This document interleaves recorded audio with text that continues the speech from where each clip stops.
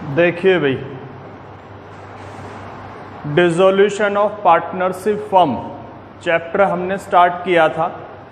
उसमें हमने डिस्कस किया था कि डिसोल्यूशन ऑफ पार्टनरशिप का मीनिंग क्या होता है and dissolution of partnership firm का मीनिंग क्या होता है। दोनों में डिफरेंस है, वो आपको याद रखना है। उसके कॉजेज आपने पढ़े होंगे, उनको भी हमने डिस्कस किया था कि डिसोल्यूशन ऑफ पार्टनरशिप के और डिसोल्यूशन ऑफ पार्टनरशिप फर्म के कॉजेज क्या क्या हो सकते हैं, कारण क्या हो सकते हैं। उसके बाद दोनों में डिफरेंस आता है। ठीक है, आगे चलते हैं, प्रैक्टिकल पोर्शन पे चलते हैं, क्योंकि ये जो चैप्टर है ये पार्टनरशिप फर्म के डिसोल्यूशन का है। और पार्टनरशिप फर्म के डिसोल्यूशन का मीनिंग जो हमने डिस्कस किया था वो हमने डिस्कस किया था एंड ऑफ द बिजनेस। किसका एंड हो जाता है डिसोल्यूशन ऑफ पार्टनरशिप फर्म में? बिजनेस का एंड हो जाता है, बिजनेस बंद हो जाता है। उसके कारण कुछ भी हो सकते हैं। ठीक है, तो जब बिजनेस बंद हो जाएगा, सिंपल सी बात है, अगर बिजनेस बंद हो गया तो बिजनेस बंद होने के बाद किया क्या जाएगा। बिजनेस में तीन बातें या दो ही चीज हम डिस्कस कर लेते हैं। सबसे पहले कि किसी भी बिजनेस की हम बात करें, बिजनेस में या तो लाइबिलिटीज होती हैं और क्या होती हैं, एसेट्स। दो ही आइटम होते हैं बिजनेस में, लाइबिलिटीज एंड एसेट्स। जब बिजनेस बंद हो जाएगा तो करना क्या है, सबसे पहले कि भाई हमें एसेट्स की जरूरत नहीं होगी। क्या जरूरत होगी एसेट्स की बिजनेस बंद होने के बाद? बोलिए। एसेट्स किसके लिए रखी गई थी? बिजनेस चलाने के लिए। और बिजनेस ही बंद हो गया, अब एसेट्स की जरूरत नहीं है, तो एसेट्स को हम क्या कर देंगे, सेल कर देंगे उनको। क्या कर देंगे, सेल। तो सबसे पहला काम होगा, जब भी डिसोल्यूशन ऑफ पार्टनरशिप फर्म होगा तो उस बिजनेस की जो भी एसेट्स होंगी उनको सेल कर दिया जाएगा। ठीक है, और जो लाइबिलिटीज हैं, लाइबिलिटीज का मतलब क्या है, उस बिजनेस को किसी का भी जो अमाउंट पे करना है वो उस बिजनेस की क्या है, लाइबिलिटी, या उस फर्म की लाइबिलिटी है। लाइबिलिटी का तो क्या होता है, पेमेंट होती है। क्या होता है, लाइबिलिटी की पेमेंट कर दी जाएगी। तो ये दो चीजें होंगी किसी भी फर्म के डिसोल्यूशन होने पे, sale of all the assets and payment of all the liabilities. सभी एसेट्स को बेचना है, क्योंकि लाइबिलिटी की पेमेंट करेंगे कहाँ से, हमें पैसा चाहिए होगा। पैसा आएगा तभी तो किसी को पे होगा, तो पैसा आएगा कहाँ से, एसेट्स को सेल किया जाएगा। तो इसी की अकाउंटिंग ट्रीटमेंट हमें सीखनी है कि किसी भी पार्टनरशिप फर्म का जब डिसोल्यूशन होगा, डिसोल्यूशन का मतलब बिजनेस उसका क्लोज हो जाएगा, तो हमें अकाउंटिंग ट्रीटमेंट इन ट्रांजैक्शन की करनी है कि एसेट्स को बेचा जाएगा, लाइबिलिटी को पे किया जाएगा। उसकी अकाउंटिंग कैसे होगी वो इस चैप्टर में हमें सीखनी है। ठीक है भाई, तो चलिए सिंपली आप समझते चलिए, प्रैक्टिकली कोई ऐसा मुश्किल चीज नहीं है जो आपको समझ में ना आए।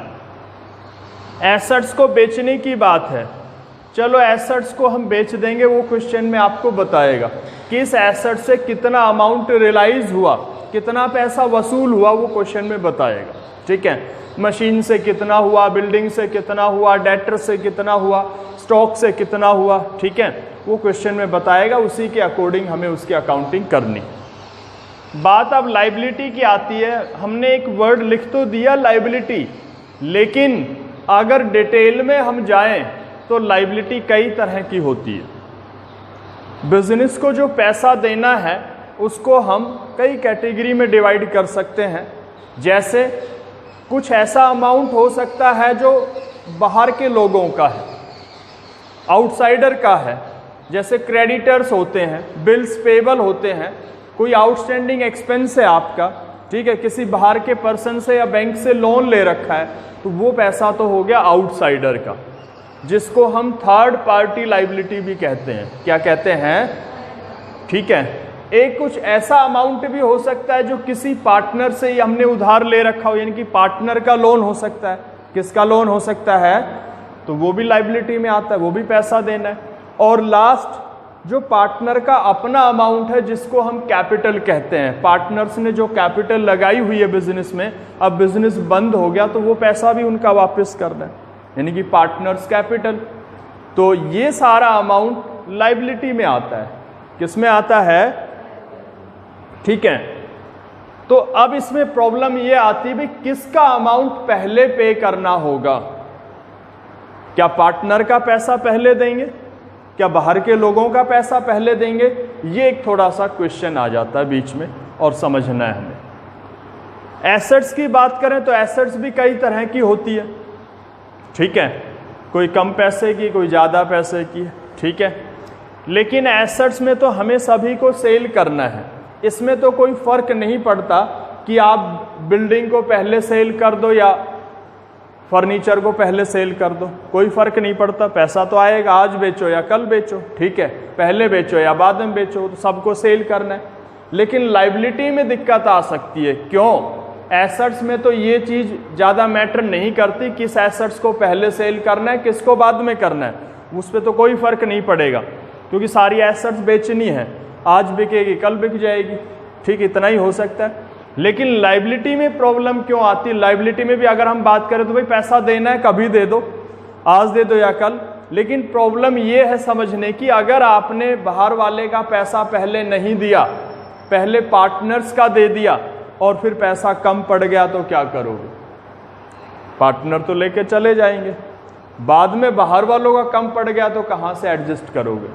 इसलिए एक प्रोसेस बनाया है लायबिलिटी की पेमेंट का, ताकि इस तरह की प्रॉब्लम क्रिएट ना हो। सबसे पहले जो पेमेंट की बात आती है, आपको समझना है, जो भी बिजनेस की लायबिलिटीज होंगी उनका पेमेंट का शेड्यूल क्या होगा इस चैप्टर के अकॉर्डिंग। सबसे पहले पेमेंट करना है किसका? Third party liability. किसका पेमेंट करना है? इसको हम आउटसाइड, इनको हम आउटसाइड लायबिलिटी भी कह सकते हैं। जो बाहर के लोगों का पैसा है वो सबसे पहले देना है, ठीक है। ये हमें चीज़ ध्यान रखनी, इसी के अकॉर्डिंग अकाउंटिंग हम सीखेंगे। थर्ड पार्टी का मतलब जो पैसा पार्टनर का नहीं है, पार्टनर का लोन इसमें नहीं आता, पार्टनर की कैपिटल नहीं आती, पार्टनर के अलावा किसी का भी अमाउंट है वो किस में आएगा? Third party liability. चाहे उसमें पार्टनर के ब्रदर का ही लोन है, चाहे उसकी वाइफ का ही लोन है, वो भी किस में आएगा? थर्ड पार्टी लायबिलिटी, ठीक है। तो सबसे पहले उसकी पेमेंट हमें करनी होगी, कोई भी अमाउंट है। उसके बाद इसमें क्रेडिटर्स आ जाते हैं, बिल्स पेबल आ जाते हैं, आउटस्टैंडिंग एक्सपेंस आ जाता है, पार्टनर के अलावा किसी का भी लोन हो वो भी आ जाता है, प्रोविडेंट फंड आ जाता है, ठीक है। यानी कि पार्टनर से रिलेटेड ना हो वो अमाउंट क्या है? Third party liability. डायरेक्टली यानी कि डायरेक्ट पार्टनर का पैसा ना हो, पार्टनर का पैसा यानी कि उसका लोन और कैपिटल को छोड़ के बाकी किसी का भी है। सेकंड नंबर पे पार्टनर्स लोन, किसी पार्टनर से क्या लिया हुआ है बिजनेस ने, नंबर 2 पे उसकी पेमेंट होगी, ठीक है। और थर्ड पे आता है पार्टनर्स कैपिटल। क्या आता है? जो भी पार्टनर है उनकी कैपिटल का पैसा जो भी बनेगा वो पे करना है, ठीक है। तो लायबिलिटी की जो पेमेंट होगी वो इस प्रोसेस में होगी। पहले थर्ड पार्टी लायबिलिटी, और पहला काम क्या है? जो भी आपके पास एसेट्स हैं उनको क्या कर देना? सेल कर देना। क्या कर देना? नंबर 2 पे जो लायबिलिटी है उनकी पेमेंट करना। ये पूरा चैप्टर यही है, समझो, इसी की अकाउंटिंग हम सीखेंगे। ये काम कैसे होगा, उसके कौन कौन से अकाउंट बनेंगे, ठीक है, वो हमें सीखना है। तो देखिए ये पूरा प्रोसेस है। सबसे पहला काम होगा जो भी एसेट्स है उनको क्या करना है? सेल। फिर जो भी लायबिलिटी है उनकी पेमेंट करनी है। इस प्रोसेस में लायबिलिटीज की क्या होगी भाई?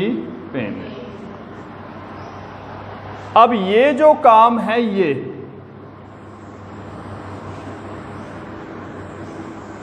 ये काम एसेट्स को क्या करना और थर्ड पार्टी की क्या करना, थर्ड पार्टी लायबिलिटी की पेमेंट। इस काम के लिए एक अलग अकाउंट बनेगा जिसमें खाली दो काम होंगे, जो भी एसेट्स हैं उनको सेल करना है और जो बाहर का पैसा है थर्ड पार्टी लायबिलिटी है उसकी क्या करनी है, पेमेंट। इस काम के लिए हम एक अकाउंट बनाएंगे और उसका नाम होगा रियलाइजेशन अकाउंट। कौन सा अकाउंट? नंबर 1 पे ये अकाउंट बनेगा जिसमें ये काम हमें दिखाना है करके, ठीक है। वो क्वेश्चन में बताएगा कौन सी एसेट्स को कितने में सेल किया, किस लायबिलिटी को कैसे पे किया, ठीक है। नंबर 2 पे क्या आता है, अगर किसी पार्टनर का लोन है तो उसकी पेमेंट करनी है, उसके लिए एक अलग अकाउंट होगा। नंबर 2 पे हम बनाएंगे जिसका नाम क्या होगा, पार्टनर्स। मान लो बी का है लोन, बीज लोन अकाउंट, मोहन का है मोहन्स लोन अकाउंट, ठीक है। उसके बाद जो भी पार्टनर्स का कैपिटल का अमाउंट बनेगा, जो पैसा उनका बिजनेस में है, उसकी आखिर में पेमेंट होगी। उसके लिए एक सेपरेट अकाउंट बनेगा जो आप पिछले कई चैप्टरों से करते आ रहे हो, सीखते आ रहे हो, पार्टनर्स कैपिटल अकाउंट, पार्टनर्स, ठीक है। और लास्ट में जो भी इस प्रोसेस में जो हमने डिसोल्यूशन का प्रोसेस पूरा किया, उस प्रोसेस में जो भी पैसा आया और गया वो हिसाब बराबर है या नहीं है, उसके लिए हम लास्ट में एक अकाउंट और बनाएंगे नंबर 4 पे। कौन सा अकाउंट? बैंक या फिर कैश अकाउंट। अगर बैंक बैलेंस है क्वेश्चन में तो बैंक अकाउंट, कैश बैलेंस है तो ये अकाउंट इक्वल आना चाहिए आपका, यानी कि जितना पैसा आपके पास आए वो सारा आपका चला जाए, हिसाब आखिर में बराबर होना चाहिए, ठीक है। तो ये अकाउंट इक्वल आना चाहिए, इक्वल आ गया तो आपका क्वेश्चन सही है, ये वहीं आपको पता चल जाएगा, ठीक है भाई। तो इस चैप्टर की अकाउंटिंग की बात करें तो अकाउंटिंग में ये सारी चीज़ें होंगी, उसी की हमें अकाउंटिंग करनी है। सबसे पहले एसेट्स को सेल किया जाएगा, फिर लायबिलिटीज़ की पेमेंट होगी। लायबिलिटीज़ को हम 3 कैटेगरीज में डिवाइड कर लेते हैं इस चैप्टर के अकॉर्डिंग। सबसे पहले थर्ड पार्टी लायबिलिटी की पेमेंट, और एसेट्स को सेल करना और थर्ड पार्टी की लायबिलिटी की पेमेंट करना, इस काम के लिए एक अलग अकाउंट होगा जिसका नाम होगा रियलाइजेशन अकाउंट। हिंदी में कहते हैं वसूली खाता।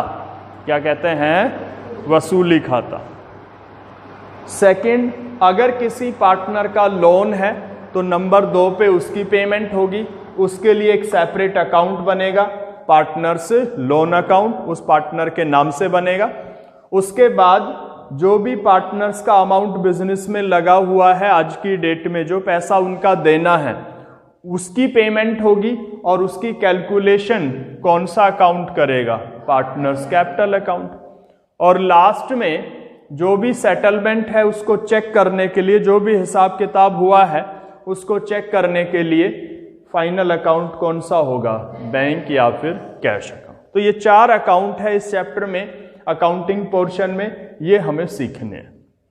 कैपिटल अकाउंट तो मोस्टली आप पिछले 2-3 चैप्टरों से कर रहे हो, बल्कि फर्स्ट चैप्टर से कर रहे हो, तो इसमें कोई ज़्यादा नई चीज़ मिलेगी नहीं आपको, ठीक है।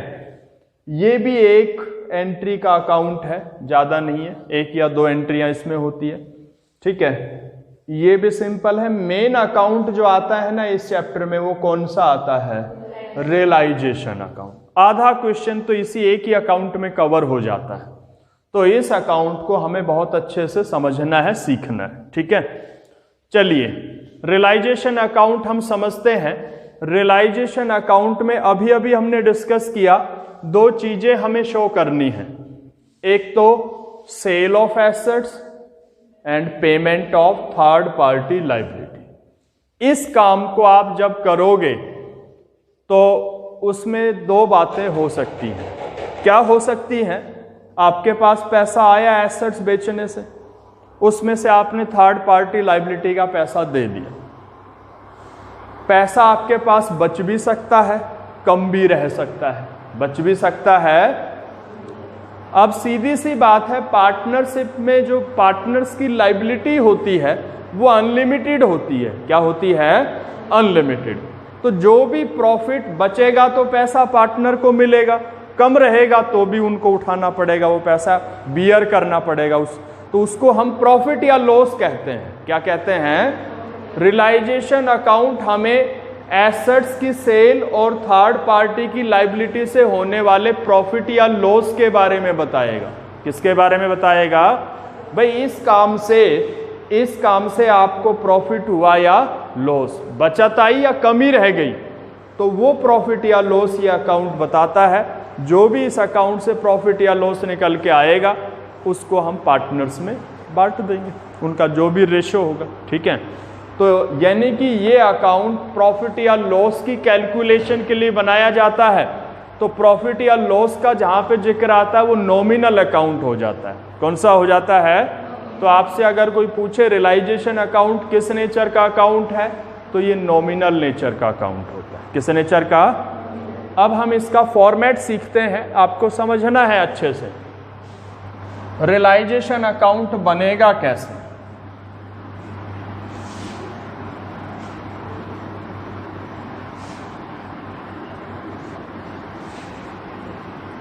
देखिए भाई, रियलाइजेशन अकाउंट में दो बातें हमने डिस्कस की है। करना क्या होगा इसमें? सेल ऑफ एसेट्स हमें दिखाना है, और क्या दिखाना है? पेमेंट ऑफ आउटसाइड लायबिलिटी, बाहर का जो लायबिलिटी का अमाउंट है उसकी हमें पेमेंट। और इस काम से जो प्रॉफिट या लॉस हो वो हमें कैलकुलेट करना है। ये काम रियलाइजेशन का। ठीक है, तो एक छोटा सा एग्जांपल देता हूं। हमें तो ये सारे आइटम इसमें लेने हैं, जो एसेट्स बेची जाएगी, जिस लायबिलिटी की पेमेंट होगी, वो सब इसमें आएगी, और उन सब का जो प्रॉफिट या लॉस सबसे मिलके निकलेगा वो हमें निकालना है। लेकिन एक छोटा सा एग्जांपल हम लेते हैं एक आइटम का। मैंने आपको एक इंफॉर्मेशन दे दी कि भाई हमारा जो फर्नीचर था ना, उसको हमने सेल कर दिया 20,000 में। कितने में कर दिया? एसेट्स को बेचने का काम ही तो आता है इसमें।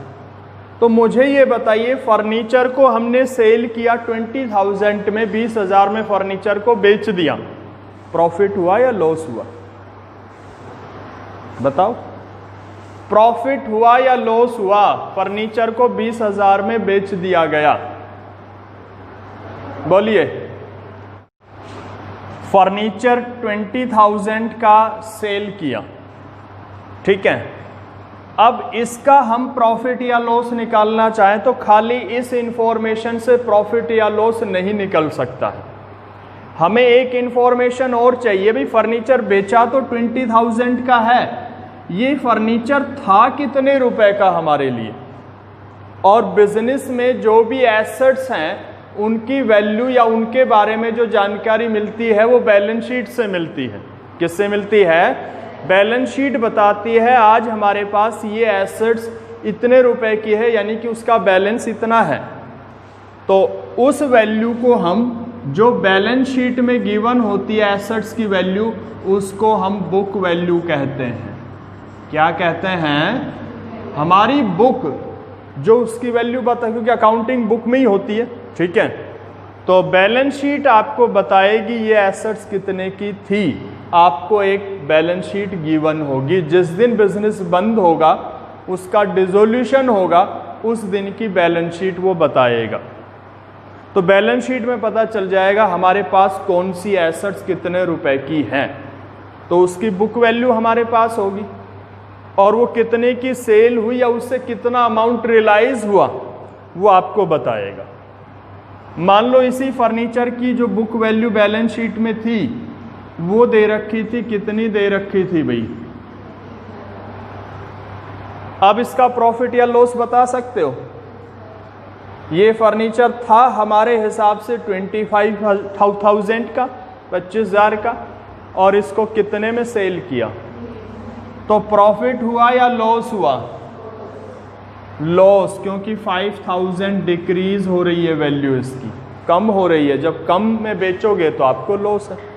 तो इससे हम एग्जाम्पल से क्या समझना चाह रहे हैं कि हमें अगर प्रॉफिट या लॉस निकालना है एसेट्स बेच के और लायबिलिटी को पे करके, तो हमें उनकी दोनों वैल्यू लिखनी पड़ेगी, तभी प्रॉफिट लॉस निकल के आएगा। कौन सी वैल्यू? बुक वैल्यू जो बैलेंस शीट बताएगी, और जो उसका सेलिंग प्राइस या रियलाइजिंग वैल्यू जो भी होगी वो भी बुक बताएगी। आपको क्वेश्चन में बताया जाएगा, बैलेंस शीट बना के देगा, बैलेंस शीट में तो कौन सी वैल्यू होगी? बुक वैल्यू, और उनका जो रियलाइजेशन हुआ वो किस हिसाब से हुआ, कितनी वैल्यू पे हुआ वो भी बताएगा। तो दोनों वैल्यू आपके सामने होगी, ठीक है। लेकिन हम तो ये एक आइटम की बात कर रहे थे, वहाँ तो हमें सारी चीज़ों को ऐसे लिखना, सबकी दो दो वैल्यू लिखनी है, सभी एसेट्स की। एक तो बुक वैल्यू, एक कौन सी? रियलाइजिंग वैल्यू या सेल्स वैल्यू जो भी हो। अब लायबिलिटी में भी ऐसी है। मैंने कह दिया कि भाई कोई क्रेडिटर्स था हमारा, उसको हमने 5,000 पे कर दिया, प्रॉफिट हुआ या लॉस हुआ? 5,000 रुपये देने से। उसकी भी हमें बुक वैल्यू चाहिए, वो क्रेडिटर्स थे कितने रुपए के। हो सकता है उसको ज़्यादा पे करना पड़ा, हो सकता है उसे डिस्काउंट मिल गया हो, कम पे करना पड़ा हो। तो ऐसे ही लायबिलिटी की भी हमें बुक वैल्यू चाहिए, वो लायबिलिटी थी कितने की जो बैलेंस शीट बताएगी, और उस लायबिलिटी का पेमेंट कितना हुआ वो क्वेश्चन में बताएगा। तो उसका भी हम डिफरेंस निकालेंगे तो प्रॉफिट या लॉस निकलेगा। तो ये तो एक आइटम से हमने समझा है, और वहाँ से ये हम समझ सकते हैं कि आपको अगर एसेट्स की सेल और लायबिलिटी की पेमेंट का प्रॉफिट या लॉस निकालना है तो आपको सभी आइटम की क्या लिखनी पड़ेगी? बुक वैल्यू और रियलाइजिंग वैल्यू। एसेट्स में तो सेल से पैसा आएगा, लायबिलिटी में पेमेंट से जाएगा। तो उनकी ये दोनों वैल्यू जब हम लिखेंगे और उनका आपस में कंपैरिजन करेंगे तो जो डिफरेंस आएगा वो क्या आ जाएगा? प्रॉफिट या लॉस, ठीक है। तो हमें चार चीज़ें करनी है रियलाइजेशन अकाउंट में। सभी एसेट्स की कौन सी वैल्यू लिखनी है? जो बैलेंस शीट में दे रखी होगी। सभी लायबिलिटीज़ की भी क्या लिखनी है? बुक वैल्यू, ठीक है। दो चीज़ें हो गई, एसेट्स की बुक वैल्यू लिखेंगे बैलेंस शीट के अकॉर्डिंग जो भी गिवन है, लायबिलिटीज़ की बुक वैल्यू लिखेंगे, ठीक है। फिर एसेट्स को सेल करेंगे, जो पैसा आएगा वो शो करेंगे, जिसको रियलाइजिंग वैल्यू कहते हैं वो लिखेंगे। नंबर 3। नंबर 4 पे जो भी लायबिलिटी है उनका पेमेंट किया होगा, उनका पेमेंट का अमाउंट लिखेंगे। तो ये चार चीज़ें हम लिख देंगे और इस अकाउंट को क्लोज कर देंगे। डिफरेंस आएगा वो प्रॉफिट या लॉस, ठीक है। तो उसको आप प्रैक्टिकली समझोगे, एक फॉर्मेट है इसका, वो हम समझते हैं। बातें यही चार होनी, ठीक है। तो रियलाइजेशन अकाउंट कैसे बनेगा वो देख लीजिए। कॉन्सेप्ट आप समझिए चीज़ों का, फिर आप कहीं से भी किसी भी बुक से किसी भी तरह का क्वेश्चन आप कर सकते हो, ठीक है।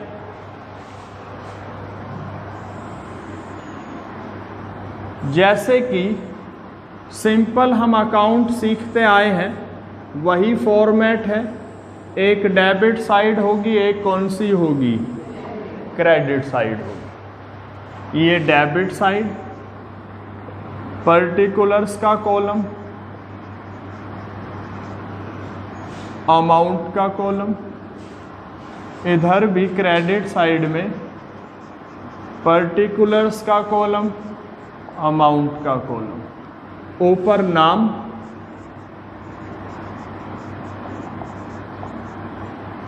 रियलाइजेशन अकाउंट,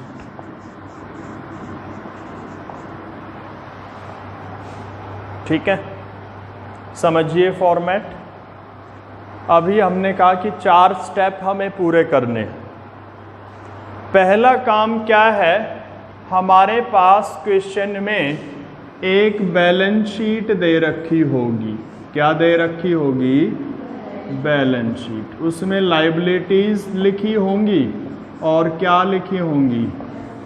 कौन कौन सी कितनी लायबिलिटीज हैं, कौन कौन सी एसेट्स हैं। इस तरह से एक बैलेंस शीट बनी हुई होगी जिस दिन उनका बिजनेस डिसॉल्व होगा उस दिन की। तो हमें पहले तो सारी एसेट्स की बुक वैल्यू लिख देनी है। जो वैल्यू बैलेंस शीट में लिखी हुई है एज इट इज इसमें लिख देनी है। ठीक है, ट्रांसफर कर देना है।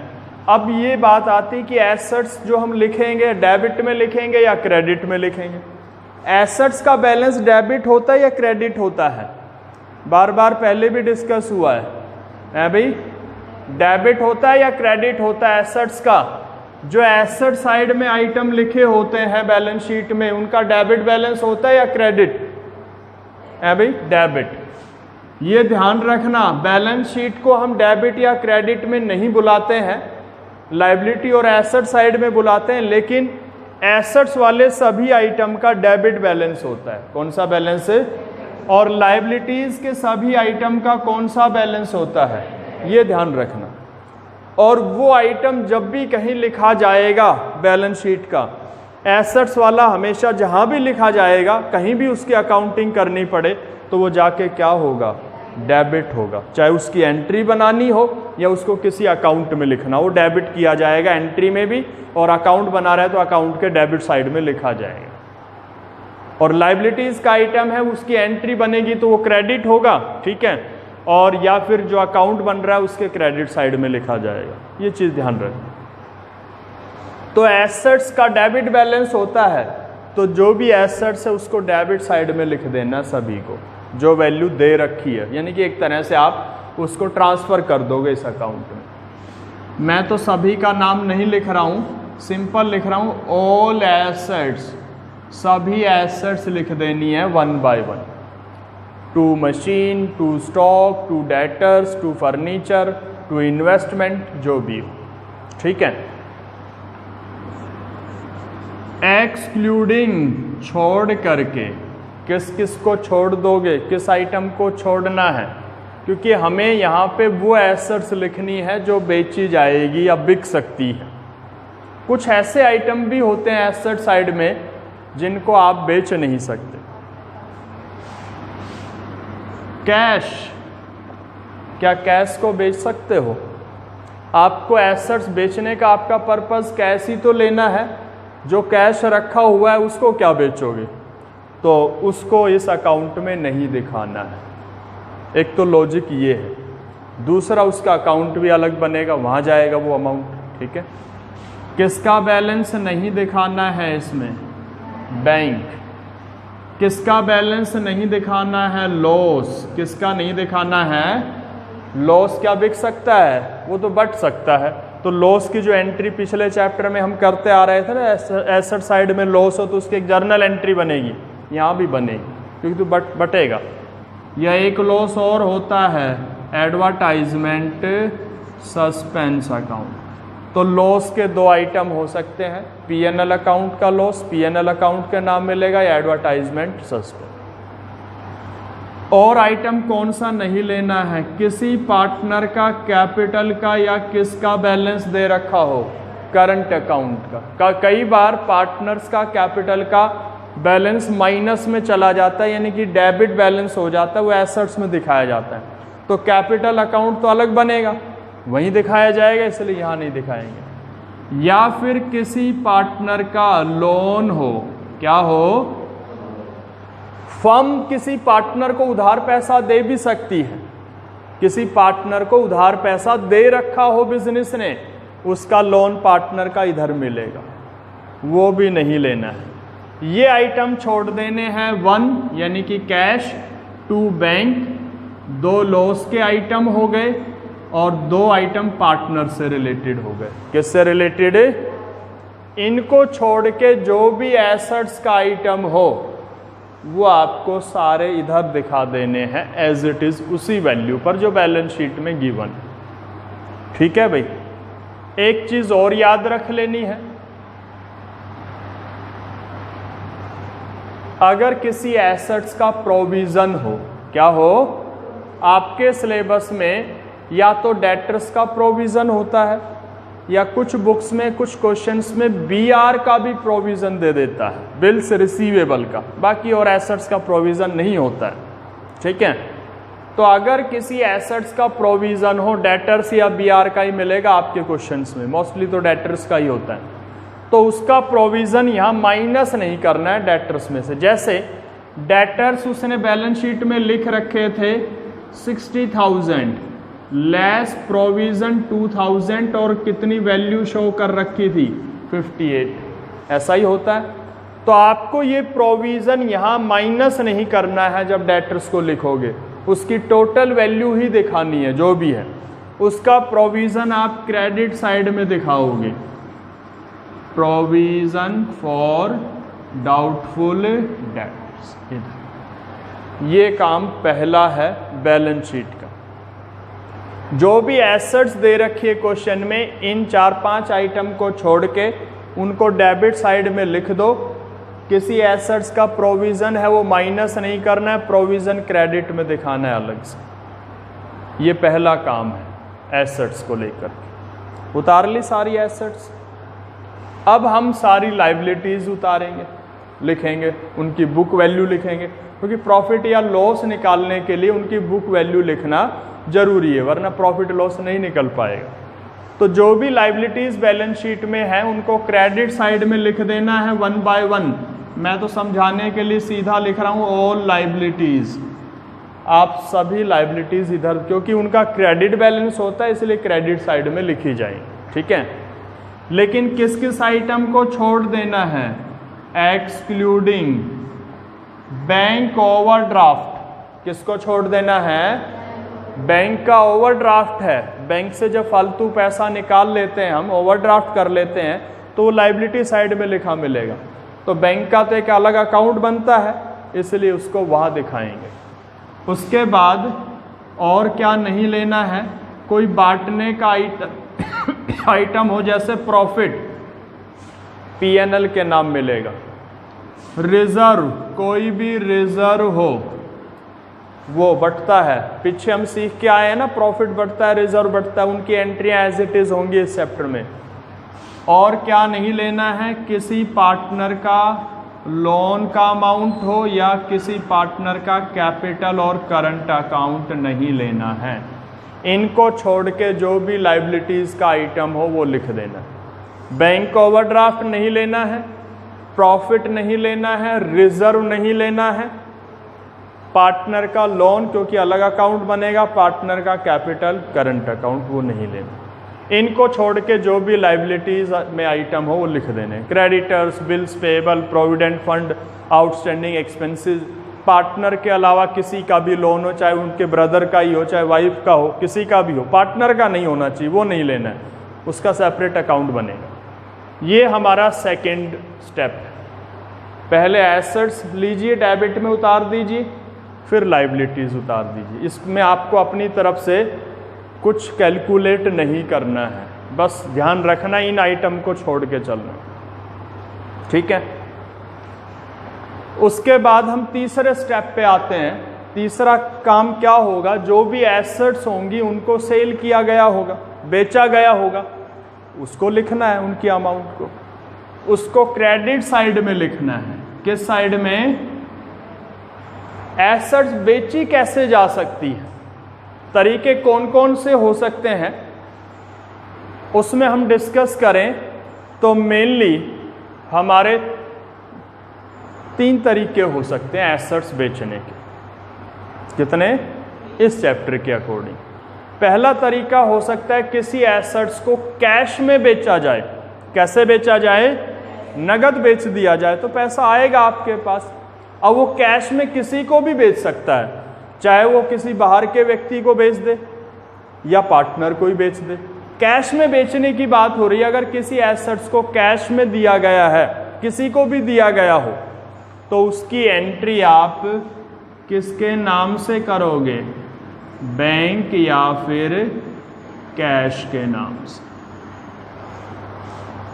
यहां डिटेल बना लेंगे, हर मान लो 10 एसेट्स कैश में बेची, 10 एंट्री थोड़ी ना बनाओगे आप, बड़ा लंबा हो जाएगा अकाउंट। एंट्री बैंक की करो, उसी में डिटेल बना दो, मशीन का इतना रुपया, बिल्डिंग का इतना, डेटर्स का इतना, इसका इतना, टोटल यहाँ दिखा दो।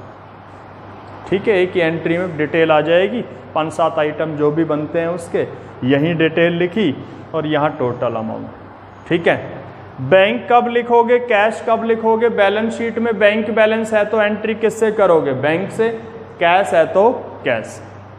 एक तरीका ये हो गया एसेट्स बेचने का। यहाँ एसेट्स का नेम लिख दोगे, जो भी नगद बेची है उसका नाम जरूर लिख दोगे, फर्नीचर इतने का, मशीन इतने की, बिल्डिंग इतने। ठीक है, हो गया पहला तरीका। दूसरा तरीका हो सकता है किसी भी एसेट्स को कोई पार्टनर ले सकता है। कौन ले सकता है, पार्टनर। अगर कैश में ले तो उसकी एंट्री बैंक में ही आ जाएगी, फिर अलग से नहीं करनी है। लेकिन अगर पार्टनर किसी एसेट्स को ले ले और कैश में ना ले, हो जाता है ऐसा, बिजनेस बंद हो गया, बिजनेस में ऑफिस में कंप्यूटर था, ए पार्टनर को लगा भाई अब बिजनेस में तो ये काम आएगा नहीं, इसको बेचना तो है ही, मेरे घर में काम आ जाए। वो कहता भाई कंप्यूटर मुझे दे देना भाई, और जो पैसा बने वो एडजस्ट कर लेना आखिर में कैपिटल में। ठीक है, तो अगर कोई पार्टनर किसी एसेट्स को लेता है, नगद में नहीं लेता है, तो वो पैसा उसकी कैपिटल में एडजस्ट कर लेंगे आगे जाके। यह एंट्री क्या करोगे, समझिए, partners capital account, partners bracket में उस एसेट्स का क्या लिख दोगे, नेम, जो उसने लिया है, फर्नीचर है, कंप्यूटर है, जो भी है। ए ने लिया तो बाई एज कैपिटल। ठीक है, तो दूसरा तरीका है, अगर किसी एसेट्स को कोई पार्टनर ले तो उसके नाम से एंट्री कर दो। 2 तरीके हो गए। तीसरा, किसी एसेट्स को कोई लाइबिलिटी वाला ले ले, लाइबिलिटी के बदले में। कौन ले ले, क्रेडिटर्स थे हमारे, उनको पैसा हमसे लेना है, उन्होंने कहा भाई हमारा जो पैसा बनता है उसके बदले में हमें कंप्यूटर दे देना भाई, हमारी दुकान में काम आ जाएगा, हमारे बिजनेस में काम आ जाएगा। तो जब किस किस का ट्रांजैक्शन हो आपस में, लाइबिलिटी और एसेट्स का, लाइबिलिटी के बदले में कोई एसेट्स ले ली जाए तो उसकी कोई एंट्री नहीं करेंगे इस अकाउंट, क्योंकि ना लाइबिलिटी का पैसा देना पड़ेगा ना एसेट्स का पैसा आएगा, हिसाब बराबर ही हो गया। तो ये तीसरा ट्रांजैक्शन होता है जिसको हम क्रॉस ट्रांजैक्शन भी कहते हैं, एसेट्स और लाइबिलिटी का। तो अगर किसी लाइबिलिटी वाले ने कोई एसेट्स ले ली है तो उसकी एंट्री करनी जरूरी नहीं है, क्योंकि हिसाब बराबर है, ना लाइबिलिटी देनी पड़ेगी और ना एसेट्स का पैसा लेना पड़ेगा। ठीक है, तो ओवरऑल हम देखें तो ट्रांजैक्शन तो 3 होते हैं एसेट्स के सेल करने के, लेकिन एंट्रियां कितने की होती हैं, 2 की। नगद बेचे तो बैंक या कैश, पार्टनर ले तो पार्टनर के नाम। ठीक है भाई, ये हमारा तीसरा स्टेप था। इसमें एक छोटी सी बात और समझ लीजिए, अगर कोई अनरिकॉर्डेड एसेट्स है, कौन सी एसेट्स, अनरिकॉर्डेड वो होती है जो बैलेंस शीट में तो नहीं थी, छूट गई थी, लिखी नहीं गई, भूल गए, कोई भी कारण रहा, अब जब बिजनेस बंद हुआ, सारी एसेट्स हम बेच रहे हैं, तो वो एसेट्स भी सामने आई, भाई ये एसेट्स भी है जो बैलेंस शीट में तो रिकॉर्ड नहीं कर रखी, तो वो अनरिकॉर्डेड एसेट्स है। कौन सी, वो बैलेंस शीट में नहीं थी इसलिए यहाँ तो लिखी नहीं जाएगी वो, लेकिन अब बेचेंगे तो यहाँ तो एंट्री करनी पड़ेगी। अब वो अनरिकॉर्डेड एसेट्स आपके सामने आई है, क्या उसको छोड़ दोगे, बेचोगे उसको भी? बेचोगे तो वही 2 तरीके हो सकते हैं बेचने के, नगद बेचो तो बैंक वाली एंट्री में दिखा दो, पार्टनर ले तो पार्टनर के नाम दिखा दो। ठीक है, तो चाहे रिकॉर्डेड एसेट्स चाहे अनरिकॉर्डेड, उनकी रियलाइजिंग की 2 ही एंट्री होती है, बैंक या कैश के नाम या पार्टनर के। ठीक है, ये 3 स्टेप हमारे पूरे हो गए। एसेट्स लिखना है सारी, लाइबिलिटीज लिखना है, एसेट्स को जैसे वो कहे वैसे सेल कर देना है। ठीक है, लास्ट में हम आते हैं लाइबिलिटी की पेमेंट। किसकी पेमेंट, जो लाइबिलिटी आपने ये लिखी हुई है इनकी पेमेंट, तो वो कराएगा, क्रेडिटर्स को कैसे पे किया। ठीक है, इनकी पेमेंट भी 3 तरह से ही होगी, या तो कैश में होगी, कैसे होगी, जिसकी एंट्री इधर करनी है, किसके नाम, बैंक या यहाँ डिटेल बना लेना, क्रेडिटर्स का इतना, बिल्स पेबल का इतना, इसका इतना, टोटल यहाँ दिखा दे।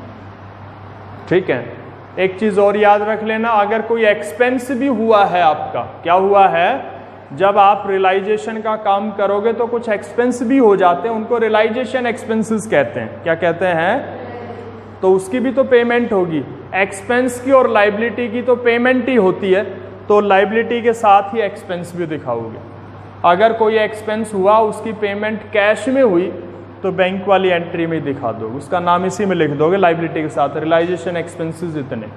ठीक है, अगर किसी लाइबिलिटी की पेमेंट कोई पार्टनर करता है, कौन करता है? कोई पार्टनर जिम्मेदारी ले लेता है, भाई क्रेडिटर्स को तो मैं पे कर दूंगा, मेरा जानकार है वो, तो वो पैसा फर्म ने तो नहीं दिया, पार्टनर ने दिया, उसकी कैपिटल में एडजस्ट करेंगे आगे जाके, तो अभी पार्टनर के नाम कर दोगे। किसके नाम एंट्री? तो लाइबिलिटी की पेमेंट कैश में हो तो एंट्री कैश या बैंक से, लाइबिलिटी और एक्सपेंस दोनों ले लो आप। और अगर कोई पार्टनर लेता हो किसी लाइबिलिटी या एक्सपेंस की पेमेंट, वो करता हो, तो पार्टनर के नाम एंट्री करो। ठीक है, तीसरी बात आती इसमें भी, अगर किसी लाइबिलिटी वाले ने क्या ली है, तो उसकी ना तो एसेट्स की एंट्री होगी, ना किसकी होगी, लाइबिलिटी। ठीक है, तो ये आपका चौथा स्टेप हो गया। इनमें से जो हमने डिस्कस किया, जो जानकारी क्वेश्चन में हो वो हम लिख देंगे। एसेट्स उतार लीजिए सारी बैलेंस शीट से, लाइबिलिटीज उतार लीजिए, एसेट्स को सेल कर दीजिए जैसे वो कहे, और लाइबिलिटी की या एक्सपेंस की पेमेंट कर दीजिए। और फिर इस अकाउंट को क्या कर देना है? क्लोज। क्या कर देना है? क्लोज करोगे तो या तो ये क्रेडिट वाला टोटल ज़्यादा होगा या डेबिट वाला। बहुत कम चांस है कि आपकी दोनों साइड इक्वल आ जाएं, बहुत कम चांस है। ठीक है, इम्पॉसिबल के बराबर बात है। डिफरेंस जरूर आएगा, बैलेंस जरूर आएगा। अगर क्रेडिट साइड का टोटल ज़्यादा है तो इधर का डिफरेंस आएगा कुछ निकल के, उसको हम क्या मानेंगे? प्रॉफिट। और अगर डेबिट का ज़्यादा है तो क्रेडिट साइड में कुछ बैलेंस आएगा, उसको हम क्या मानेंगे? तो इस रियलाइजेशन से होने वाला प्रॉफिट या लॉस निकल आएगा कि आपने एसेट्स को सेल किया और थर्ड पार्टी लाइबिलिटी की पेमेंट की, उससे प्रॉफिट या लॉस कितना हुआ वो निकल आए। जो भी प्रॉफिट या लॉस हो पार्टनर्स में बांट दोगे, उनका जो भी रेशो दे रखा होगा। ठीक है, सभी में टू प्रॉफिट